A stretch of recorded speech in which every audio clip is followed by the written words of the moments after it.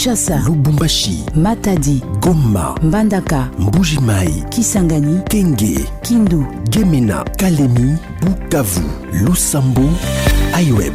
L'actualité objective pour vous et avec vous en toute impartialité. Top 15, votre instant quotidien d'actualité. iWeb. À vous la parole. Le top 15 de ce samedi 22 mai 2021 s'exporte et il parlera essentiellement des questions sécuritaires et des droits internationaux avec un invité qui reste à présenter. Monsieur Eugène Bakama, professeur en droit et spécialiste en questions de droits de l'homme, vous êtes aussi président du Club des Amis du droit. Cela fait quelques années que vous êtes fortement impliqué dans le mécanisme judiciaire post-conflit et la défense des droits de l'homme en RDC. Quel bilan faites-vous du respect des droits de l'homme en République démocratique du Congo ? Pour répondre directement à votre question, je dois dire que la situation des droits de l'homme reste préoccupante en République démocratique du Congo, surtout dans la partie Est. Le Bureau conjoint des Nations Unies aux droits de l'homme a, dans un rapport mensuel, enregistré une augmentation de 32% des atteintes aux droits de l'homme. Et cette augmentation résulte de la détérioration de la situation sécuritaire dans les provinces affectées par les conflits armés, notamment au nord Kivu, en Ituri et au sud Kivu. C'est pourquoi nous saluons la décision prise par le chef de l'État de programmer l'état de siège dans des provinces que nous venons de citer pour lutter contre le massacre des civils par des groupes armés. On dit que la faiblesse du régime Kabila était beaucoup plus son palmarès en termes de droits de l'homme. Est-ce pour nous s'accorder à dire aujourd'hui que l'avant Kabila égale l'après Kabila ? Non, je peux pas le dire comme ça parce que c'est vrai que la situation reste préoccupante, mais il y a eu quand même des améliorations dans d'autres provinces. Et on ne peut pas comparer l'ancien régime au nouveau régime. On peut dire que la situation des droits de l'homme s'est quand même un petit peu améliorée actuellement. Et la justice internationale, précisément la Cour pénale internationale qui est financée par les États partis, affiche des statistiques qui laissent penser qu'elle est devenue un instrument à la solde de pouvoir qui souhaite se débarrasser des adversaires gênants. Les cas de Jean-Pierre Bemba Gombo, de Laurent Gbagbo en Côte d'Ivoire confortent cette thèse. Qu'en pensez-vous en tant que professeur en droit ? Personnellement, je ne pense pas que la Cour a été créée pour servir les intérêts des gens au pouvoir. Elle a été créée, comme le souligne son préambule, pour mettre un terme à l'impunité des auteurs de crimes graves contenus dans son statut et à concourir ainsi à la prévention de nouveaux crimes. Cependant, on peut, après 20 ans, dire que la création de la Cour pénale internationale, le bilan de la Cour pénale internationale n'est pas élogé pour plusieurs raisons qu'on peut évoquer, notamment la faiblesse au niveau du bureau du procureur.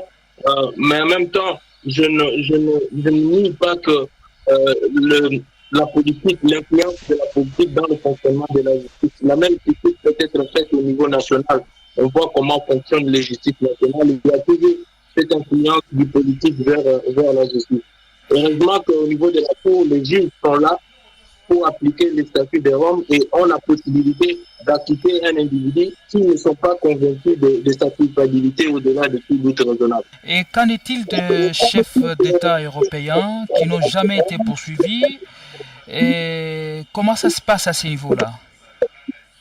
Mais il faut donner des cas précis parce qu'il faut savoir qu'au niveau de la Cour, il y a un principe qu'on appelle le principe de la complémentarité. Ça veut dire que si des faits ou des crimes sont commis dans un État donné, il faudrait d'abord que la justice de cet État-là puisse poursuivre ces crimes parce que la justice nationale a toujours primauté vis-à-vis de la justice pénale internationale, donc de la Cour pénale internationale. Ce n'est que si l'État n'a pas la volonté ni le moyen de poursuivre qu'à ce moment-là, la Cour peut intervenir. Et puis, une autre chose qu'il faudrait retenir, c'est que quand vous parlez des États européens, la plupart des justices des États européens fonctionnent. Ça veut dire que si un crime, par exemple, contre l'humanité est commis en France, on voit bien que la justice française sera à même de poursuivre ces crimes-là et la Cour ne pourra pas connaître de ces crimes. Et s'agissant de personnalités africaines qui ont été poursuivies qui ont été à la haie, Et qu'en est-il des dommages après que la haute cour internationale de justice se soit rendue compte que le fait allégué n'était pas avéré ou était carrément faux? Quels sont les mécanismes compensatoires? Il y a des mécanismes qui sont prévus dans le statut des Roms. Ça veut dire qu'un individu qui a été acquitté par la Cour a la possibilité de demander des dommages-intérêts. Mais il y a des conditions qu'il faudrait remplir. Et dans le cas d'espèce, on sait bien que l'ancien, le vice-président Bemba avait sollicité des dommages-intérêts par rapport à son arrestation, mais que les juges ont estimé qu'il n'y avait pas d'erreur de droit, ce qui a fait que les juges n'ont pas accepté de lui allouer des dommages-intérêts. Dans le cas de Gbagbo et de Blé Goudé, dans la situation en Côte d'Ivoire, Blé Goudé a sollicité des dommages-intérêts par rapport à son arrestation. Donc, attendons voir comment les juges vont décider sur la question. Au regard de crimes à grande échelle qui continuent en République démocratique du Congo et ceux qui n'ont pas été jugés, le chef de l'État, Félix Tshisekedi Tshilombo, évoque une justice transitionnelle parmi les solutions. Êtes-vous de cet avis? Effectivement, je suis de cet avis. Mais d'abord, il faudrait savoir que le concept de justice transitionnelle est un concept qui englobe plutôt l'ensemble des mécanismes judiciaires et non judiciaires mis en œuvre par une société pour tenter de faire face à des exactions commises dans le passé, en vue d'établir notamment les responsabilités, de rendre la justice et de permettre la réconciliation. Donc la justice transitionnelle englobe, couvre 4 piliers essentiels. Le premier pilier, c'est ce qu'on appelle la recherche de la justice. Le deuxième, c'est le pilier sur la recherche de la vérité, c'est-à-dire on permet aux victimes de venir raconter les atrocités qu'elles ont subies. Et le troisième pilier, les réparations. Et enfin, le dernier pilier, c'est ce qu'on appelle les garanties de non-répétition. Pendant, il y a des préalables pour mettre en œuvre la justice transitionnelle en République démocratique du Congo.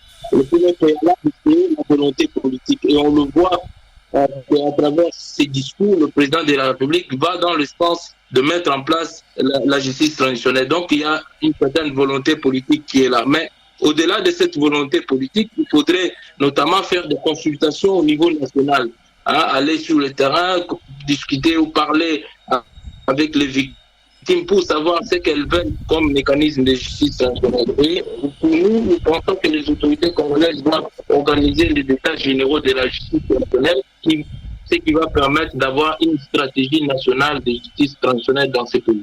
Et l'on parle de plus en plus d'un tribunal spécial pour juger les crimes massifs de ces dernières années dans notre pays. Connaissant la pression que nos dirigeants mettent sur la justice locale, pensez-vous qu'un tel tribunal serait en mesure de poursuivre et de juger de manière impartiale les auteurs des crimes? Nous pensons qu'il est important d'avoir un tribunal spécial qui pourra fonctionner au niveau de la RDC pour connaître des crimes, notamment des crimes commis avant l'avènement de la Cour pénale internationale. Cependant, il y a des difficultés, notamment le fait qu'il faudrait qu'il y ait une volonté, mais on peut dire que là, il y a déjà une volonté avec l'appel du chef de l'État. Donc, pour répondre à votre question, je peux dire que c'est vrai, on peut, pour résoudre cette question d'influence politique, militer pour qu'il y ait ce qu'on appelle des tribunaux mixtes avec la présence des juges internationaux, ce qui permettra à ces juges d'être plus indépendants comme on le veut. Et pour moi, je pense que la question se pose beaucoup plus avec ce qu'on appelle la participation des acteurs non congolais dans la commission des crimes en République démocratique du Congo. Vous savez que des crimes ont été commis en RDC et la plupart de ces crimes ont été aussi commis avec la participation des acteurs étrangers. Comment faire pour que ces acteurs étrangers puissent répondre des crimes commis en RDC? Il va falloir, disons, avoir ce qu'on appelle l'extradition. Et je vois qu'il y a une difficulté énorme. Si on prend l'exemple du Rwanda, le Kundabatwa qui a été accusé pour des crimes en RDC s'est réfugié jusqu'aujourd'hui au Rwanda et le Rwanda a toujours refusé d'extrader Kundabatwa vers la République démocratique du Congo pour des raisons que vous connaissez, notamment le fait que selon le Rwanda, le Congo a la peine de mort dans son arsenal pénal. Donc, même s'il existe le moratoire. Donc, vous voyez que ce sont des difficultés. Et c'est pourquoi nous militons beaucoup plus pour l'instauration d'un tribunal pénal international pour la RDC. Cela va obliger tous les États à coopérer avec ce tribunal pénal international. Et le club des Amis de droit est devenu muet depuis l'avènement du président Tshisekedi au pouvoir. C'est-à-dire que la situation des droits de l'homme s'est sensiblement améliorée, comme vous l'avez vu au début? Le club des Amis du droit est impliqué, il ne reste pas muet. Le club a plusieurs projets en cours, notamment le projet de sensibilisation et de formation des praticiens des droits congolais dans le domaine du droit de l'homme et du droit international pénal. Nous sommes impliqués dans la thématique de justice transitionnelle. Nous avons organisé en janvier la table ronde des frères congolais sur la justice transitionnelle. Donc, et aussi, nous continuons à faire le monitoring des droits de l'homme. Donc, les cadres restent impliqués sur les questions des droits de l'homme à la République démocratique du Congo. Professeur Eugène Bakama, en quelques secondes, une fois que vous êtes signature du statut de Rome, y a-t-il possibilité de se retirer et quels en sont le mécanisme ou le procédé? Oui, le retrait est possible et il est prévu dans le statut de Rome et donc le Burundi l'a fait. Hein, le Burundi est parmi les pays qui ont fait leur retrait du statut de Rome. Cependant, si déjà des enquêtes étaient en cours avant le retrait, il faut attendre un certain délai pour se retirer. C'est ce qui fait que jusqu'aujourd'hui, la CPI continue à connaître le cas du Burundi parce que les crimes ont été commis avant le retrait. Donc, mais le retrait est possible et il est prévu dans le statut de Rome. Professeur Eugène Bakama, c'est un réel bonheur pour nous de vous avoir comme nouvel invité de ce top 15. Votre dernier mot? Le dernier mot, c'est juste appeler les autorités congolaises à mettre en place le mécanisme de justice transitionnelle.